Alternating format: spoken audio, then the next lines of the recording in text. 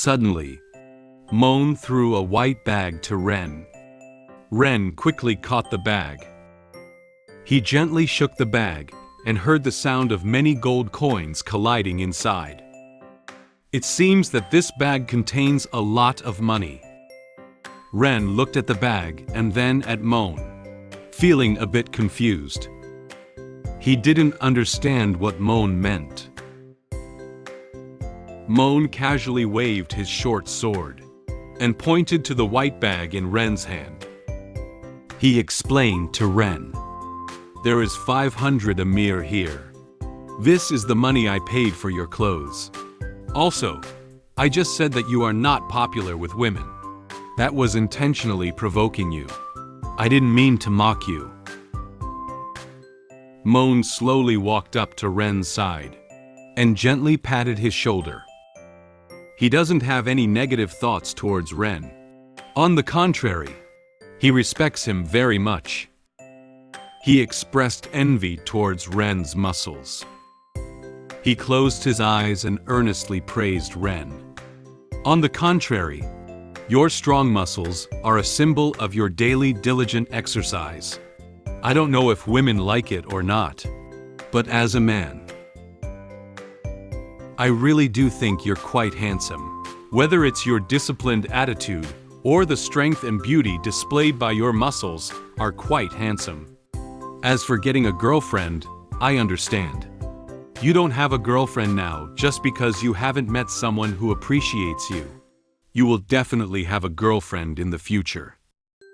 Moan lifted his head and smiled at Ren. He knew that Ren's strong muscles caused no girls to like him. But he believes that as long as Ren is full of hope for the future, one day Ren will be able to find a girl who appreciates his muscles. After saying some cool words to Ren, Moan left the arena. Moan was very satisfied with his performance just now.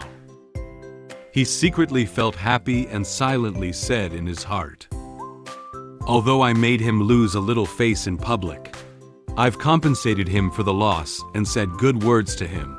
He probably won't hold a grudge against me, right? If he still cares, I'll have Gru contact him later and treat him to a meal. As a top 3 student, he is a rare talent."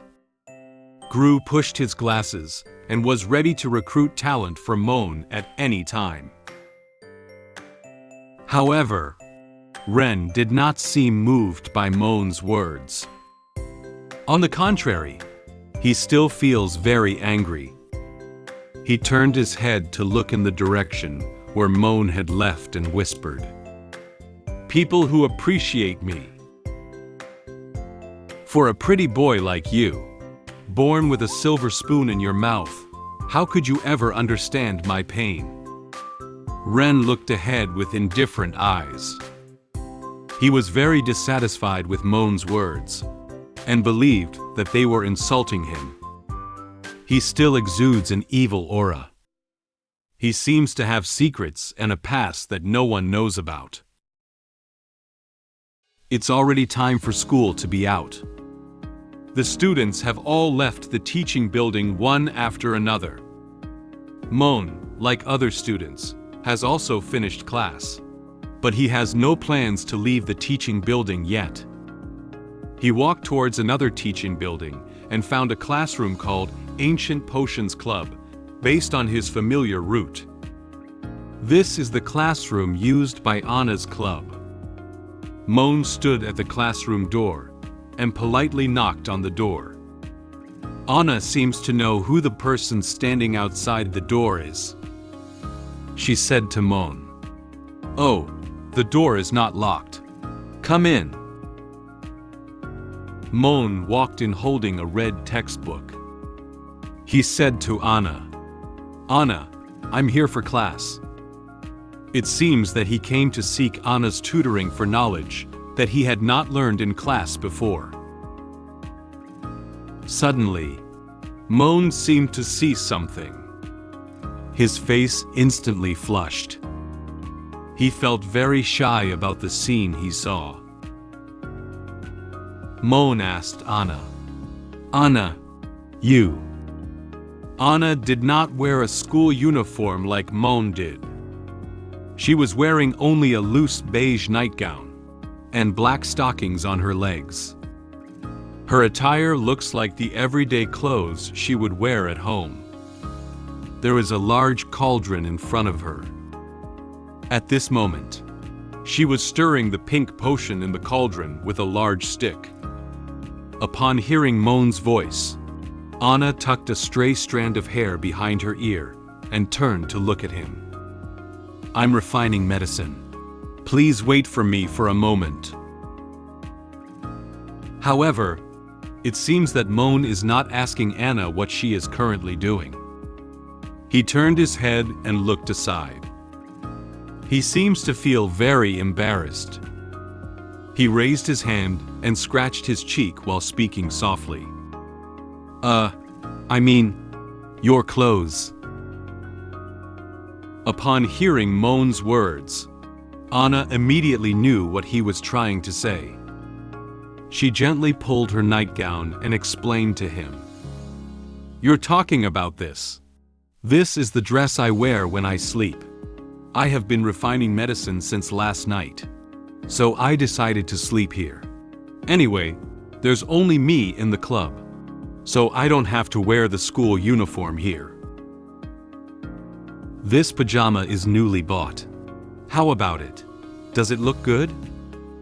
Anna smiled at Moan and raised her hand to make a V gesture. She showed him her lovely side. Moan extended his thumb to Anna, indicating that her pajamas suited her perfectly. Yes. Moan walked up to the side of the cauldron and curiously observed the boiling potion in the cauldron. At this moment, he smelled the fragrance emanating from the potion.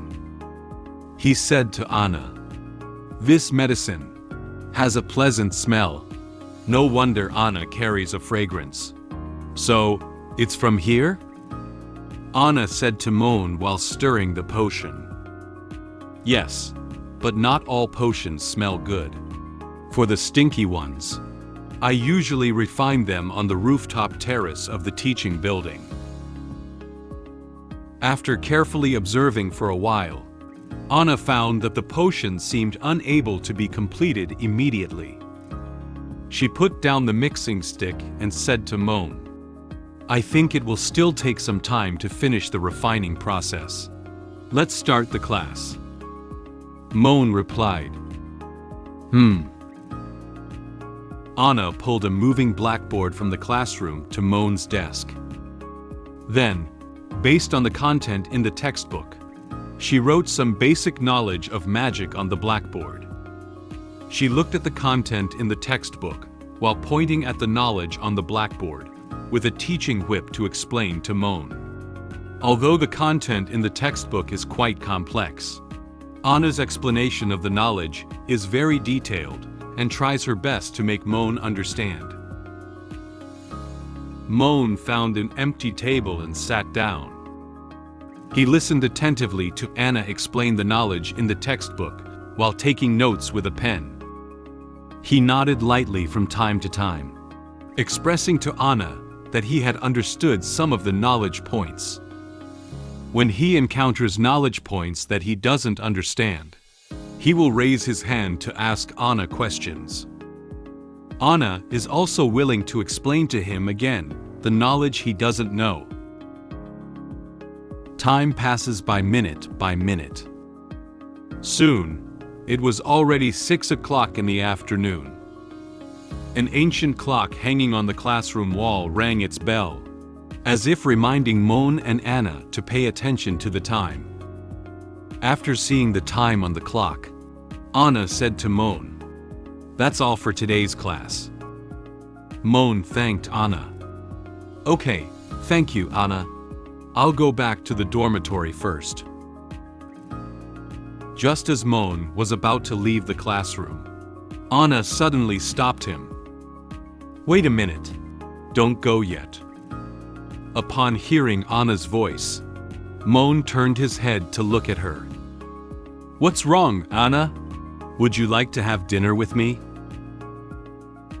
Anna casually ran her fingers through her hair and flashed Moan a charming smile.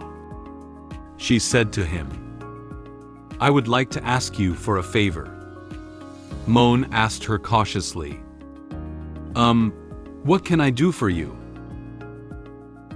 Anna stood aside and showed him the cauldron behind her.